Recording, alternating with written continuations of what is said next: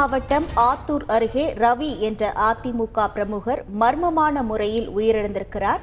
நேற்று இரவு நடைப்பயிற்சிக்கு சென்றபோது மர்மமான முறையில் உயிரிழந்ததாக தகவல் வெளியாகியிருக்கிறது. இது குறித்தான முழு விவரங்களோடு இணைகிறார் நமது செய்தியாளர் சங்கர்.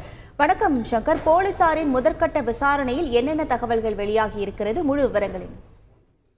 சேலம் மாவட்டம் ஆத்தூர் அருகே உள்ள பாப்பிநாயக்கம்பட்டி பகுதியைச் சேர்ந்தவர் ரவி, வயது 50. இவர் அதிமுக பிரமுகர் ஆவார்.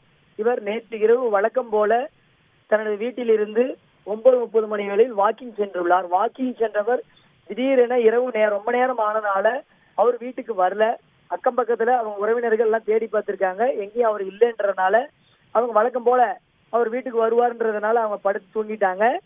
இன்று காலை அதிகாலை 4 மணி அளவுல அவங்க அக்கா ராஜேஸ்வரி வீட்டு முன்னால ரத்த வெள்ளத்துல தலை உடல் பகுதியில காயமடைந்து ரத்த வெள்ளத்துல அவர் மர்மமான முறையில உயிரிழந்திருக்காரு.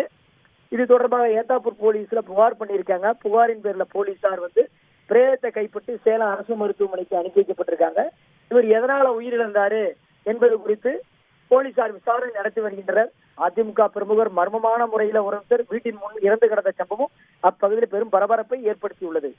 உங்கள் விவரங்களுக்கு நன்றி சங்கர். செய்திகளை உடனுக்குடன் தெரிந்து கொள்ள உடனே சப்ஸ்கிரைப் பண்ணுங்க.